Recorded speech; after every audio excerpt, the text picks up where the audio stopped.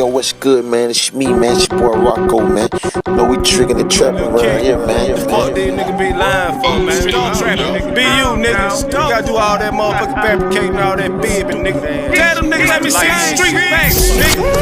Street facts. They falsifying their resume. These niggas ain't what they portray. They falsifying their resume. They falsifying their resume. They lying there in which kind of way. These niggas ain't what they portray. They falsifying their resume. They falsifying their resume. Let me see the street facts. The street facts. Let me see the street facts. The street facts. Let me see the street facts. The street facts. Let me see the street facts. The street facts. Look here.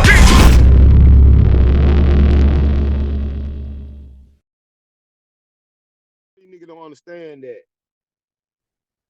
Like, imagine being a slave for 70 years, 60 years. Y'all done had 3 generations of family. Then a motherfucker come to you and tell you, yeah, we can't own y'all no more, so y'all got to go into a society. And all these motherfuckers walking into a society that they don't even know, they don't got nothing. So then a lot of them black people end up going back to the slave owner to take care of the slave owner because they didn't got sick and they end up taking over their land. That's why you got a motherfucker out here named Johnson and they own so much land right now. So they ain't know who they were. They ain't know who they were. Imagine being somebody or coming from a bloodline and you had no idea of the bloodline that you came from. Right. And they erase all that from you. They erase all that from you. And what they do is, not only do they erase it, white people, they fear that they are reckoning. So they watch these people that they captured be more fit, like be better physical. They know they can be smarter. So now they got to let them into a society. So what we get then? They can't own you no more. So systematically, they start attacking you. Facts. You see what I'm saying? And I'm trying to get niggas to understand like what Planned Parenthood represents. So in your in your opinion, what do Planned Parenthood represent? Planned Parenthood represent, from what I've researched, it represents population control. Ding, ding, ding, ding, ding. For 500, Alex. You get you get that one. Yeah. It niggas don't even know, like in the 60s and 70s and even the 80s, black women was getting sterilized, bro. Right. Because they didn't want you to have no more black babies. And see, let me tell you how crazy it is right now, right? In the you said the 70s and 80s or the 80s and the 90s? Man, 70s, 80s, and 90s. All right, say all of them. And that shit really it hit us back in that gap right there, right? Right. But now we have this big fight against abortion and things of that nature. Right. And it ain't got nothing to do with, our people. Because we reproduce like rabbits. You see what I'm saying? Like, I'm just being honest with you. I'm not making anything up. It just is. You're not. So it's like, if you had a problem with us reproducing like this back then, why not have a problem with it now? So the question is this about us or is this about y'all? I'm gonna answer that for you. It was more about us, but what they didn't. No, I'm talking about right now. Right now, in 2025, is it more about us reproducing or is it more about them reproducing? Oh, it's more about them. I'm gonna tell you why. Because when they so-called realized that they couldn't control us physically and they tried to get us systematically, it went from, how can I say this? It went from them being, they didn't expect. So they thinking that only black people is going to get babies aborted. They thinking only black people is going to get AIDS. They thinking only black people is going to get addicted to crack. They thinking all this shit is just going to affect us. They didn't account for it would affect them. Right. So now it's affecting them. Cause you remember back in the, real quick, you remember I'm sorry. You remember growing up, fam, 80s and 90s, we were getting the Dare commercials and motherfuckers was like, don't do drugs and this, that, and the third. I remember. And then we got into like the millennial, and you realize the opioid pandemic, that's mainly towards them.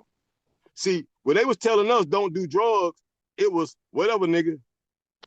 But now it's an opioid problem, and more of their kind is getting addicted to fentanyl, opioids, and all these other crazy ass drugs. Now it's a problem. Bro, I got a bar in one of my songs. I forget what song it is, but I remember saying that. I was saying that my daddy got strung out on crack.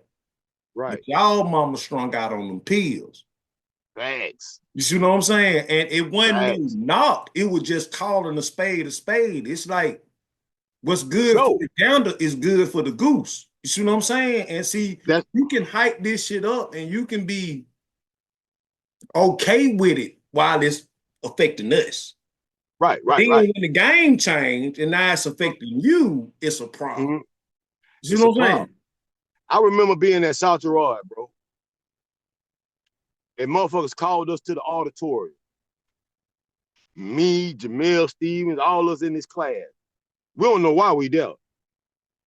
But the whole auditorium is full with black people. For some reason, they chose us to go to a Scared Straight program. Go to a what? Scared Straight. You remember Scared Straight? No, I don't remember Scared Straight. That was, you don't remember Scared? You an old ass nigga, bro. Look, bro, you got me beat by at least 5 years or some shit like that. I'm being honest, which is like, I don't remember Scared. They ain't nobody else. I remember Dare. You know what I mean? But I don't remember Scared Straight. Okay, I'm 46.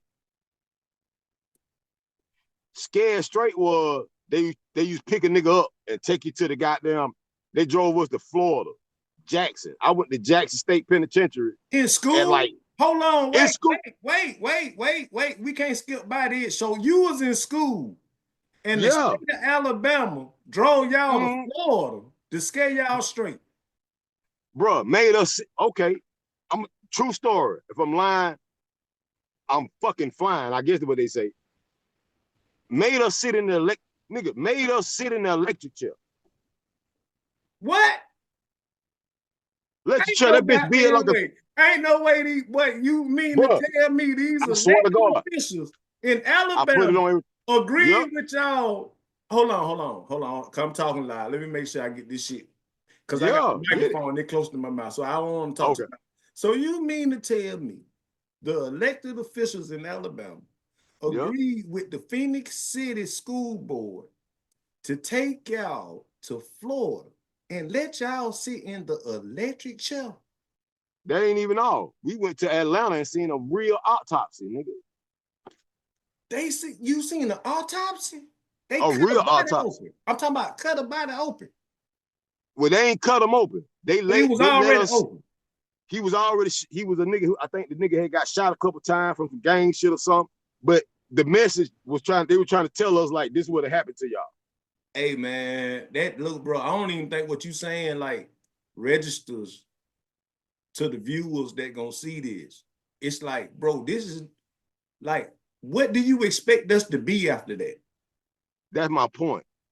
For a long time growing up,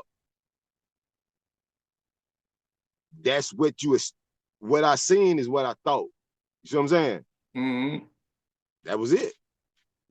Until I understood, like, systematically, they implanting this shit. It's like if you look at something long enough, you will start, like, doing it. You get what I'm saying? It's I get exactly what you're saying. Yeah. We can't make you do it, but if we put it in front of you enough, you'll buy into it and you'll accept that for reality. Right. It's just like I didn't understand being young enough, like dating girls back in the day when I was like 19, 20, and they had cribs in the project, like growing up where we from, like Riverview, LP, you meet chicks that got their own little cribs in the project. Right. But then you realize, like, I don't know if you ever had a girl come tell you this, but she tell you, yo, you can't be here today because they doing inspection. Shit, yeah, you know, man, you know you done had. Come on, man. You grew up in the bricks. Yeah. So, but in my mind, from a nigga, fuck up their whole living environment. Like they ain't like, come on, bro. Yeah, but you know, I'm from Tentar. I'm looking at them like, oh, did you pay this shit?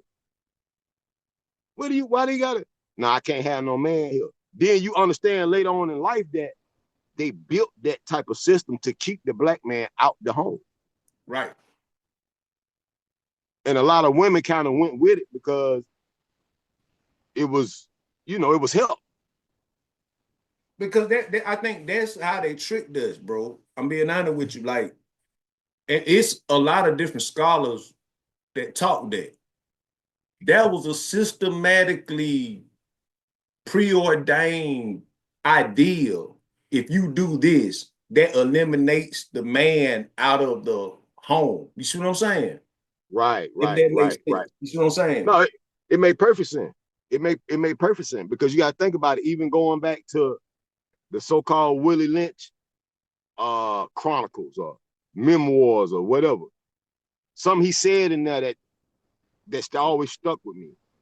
When he broke down on how to break the slaves and what it would do to that generation of black people, he said it would carry on for hundreds of years. He wasn't lying. And I always thought about that because it ain't stopped yet. We need to be educated on why we are like this and try to break certain cycles. You see what I'm saying? Black people, we can always holler we broke. We the richest. We one of the richest races on earth. You think about if black people took their money away from everything and put their money within themselves. You see what I'm saying? Man, boy, you don't look, bro. You don't want to open that can of worms, back. Shit, shouldn't me. You don't want to open that can of worms, back. Shouldn't me. Like, back, you don't look, wait. I was off camera for a minute, but you don't want to open that can of worms. Shouldn't me.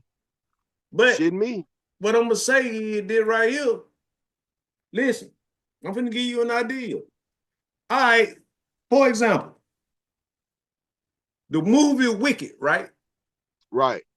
The movie Wicked gained let's just say 150 million, right? Mm-hmm. The first week out the box office. The first week that they premiered that movie, it made 150 million. Right. It means that they made $150 million in the first week. Mm-hmm. And a lot of that money was ours. Right. Now, I just want to share with you this. Let's just say, out of all the black folk that went and contributed money in that first week to go see the movie Wicked, let's just say all them folks, all them black folk, took that money to one bank and deposited all that money that they spent on that movie into that bank. And let's just say that money that they deposited came up to $50 million. In 1 week, that'd be $50 million that we done goddamn deposited in 1 week. So let me just give it to you like this. I ain't even gonna talk about 1 week. I'm just gonna say, I know I fuck up $100 every goddamn other day. Facts. That's just me. I fuck up $100 every 2 days, nigga. $100 gone. I mean, shit, it might be a day. Nice. I'm being nice. Yeah, fact. $100 every day. Yeah. That's easy to do. On gas, on food, on what we like to make our lives a little bit easier. And that's just being nice. Right. So let's just say let's just say we had 1 million black people. 1 million black people that had $100 to just say, all right, I'm gonna fuck this up on Newports, Don Julio, or Corona, or weed. You know what I mean? Yeah. And just turn that $100 in a month. to one bank account. That's $100 million, bro. At the end of the year, we got 1.2 billion. Now think about that 1.2 billion at the end of the year.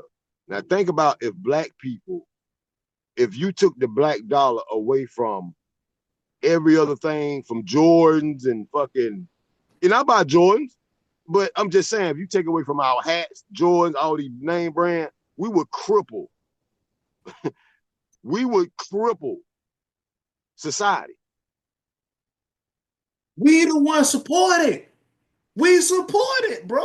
We support it when we broke. It's a lot of niggas out here with only $500 in their pocket. But how many times you done did it? Hold on. How many times you done did it? When you know you didn't have it to spend and you still went and did X, Y, and Z. I can't count. I don't count. Countless of times. But then we want to blame them and be like, they doing that like that. Like, no, we support them. They're not. Bro, think about this. Think about this, man. If I'm going to spend $100 at AMC to watch your movie, right? What is AMC giving me back? What are they giving back to the community? Nothing. Nothing. Nothing. You can get it. You might go there and get some. I mean, I go to AMC and get popcorn, but they're not all they give you. You know what I'm saying? But shit, you spending $30 on the popcorn. Man, come on, man. So I'm with you.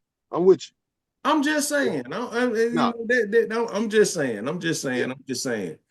That's what I've been on, trying to get niggas to understand that systematically, the way that you're thinking right now is exactly the way that they want you to think. That's it. Because you're not hurting them. You're hurting yourself and you're helping them. Exactly. I agree with you 100%. It's very simple. But it's hard for people to want to give up. Like, everybody want a certain fame, everybody want a certain limelight, everybody want to look a certain part. They don't understand that they can do that within their own means. Mm-hmm. They ain't got to do it. Your shoes ain't got to be Gucci. You can support a nigga, a black owner who got his own tennis shoe. He might, even if they don't look as great, you can find a pair you like. Right. Support those. But the way it is, nigga, them 13s dropping that week, nigga, shit. You already done had every 13 that came out. They just come out in different colors. But and then they come out, and when they come out, like, they come out every year though. like you gonna drop $200 every year on that 13. On that 13 every year. So they just, like you said, if you took the black dollar away and invested it in, so for example, the Koreans, Philippines, I don't know what the right term for the people that come from Arabia or Iraq. Like, I'm in the DMV. They Arabians. They Arabians. Like, yeah. Arabian, the Mexicans, like up here, right? The Mexicans would come to a neighborhood. They would find a couple $100,000 house with 5 or 6 bedrooms, right? Right. About 7 of them would come to that house and work, get their weight up, move out that house, keep the house so another 7 could come over. But see, this is what you got to remember, Bat. We ain't have to come over from nowhere. No, that's the problem with us. See, this is the issue that I think people skip over. And they be like, why we can't be like that and this, that. No, the reason why we can't be like that is we ain't got to come from nowhere. We've been here. We've been here. Like, the problem that we have is we have Stockholm syndrome. That's what it is. You know what Stockholm syndrome is, right? You're used to you find compassionate for your capture. That's it. We got Stockholm syndrome, bro. Like, it's just like we're just okay with this shit now. And it's like, no, bro, like, we've been here. Like, nigga, you didn't bring us in. You lied to us and told us you brought all of us here. Like, no, you might have brought some motherfuckers here. Yeah. But it was some motherfuckers that was already here. It was already here. And it took another motherfucker. For example, let's just talk about, okay, Christopher Columbus. This nigga was stupid as fuck. He was a dummy. He didn't know, but he tricked motherfuckers. He didn't know he had even found us. Bruh. Pedro del Negro was the navigator. Right, that's his name. Pedro del Negro, bro. That's his name. What that means, what that term means is Pedro the Black. Pedro the Black was the motherfucker that brought dude here. Yeah. And then they capitalized on that. You see what I'm saying? Yeah. That's just what that was. But and we have documentation to prove that. See, that's my point. It's like when you have receipts, and ain't nothing that a motherfucker can tell you. See what I'm saying? Yeah. No, it ain't you. It's the public. Right. Schools, the teaching that we're taught, because that shit adds up. It's like they teach us this, and it's like, no, that really wasn't what happened. Like what? Columbus couldn't navigate the seas. He couldn't. Because they weren't the first to navigate the seas. We were. We were. See what I'm saying? Yeah, we were. And so now you had somebody that was able to navigate the seas. And he navigated the seas and he brought them folks over here. And now here we are caught up on pilgrims and fucking Indians. Right. And they tell us the Indians are some people that ain't us. And they tell us that they brought us over here on boats. But you can't bring people over here on boats in that condition. Like, that shit ain't gonna work, bro. We would have died before we got over here. Yeah, the facts. You know what I'm saying? Right. Like, what are we talking about?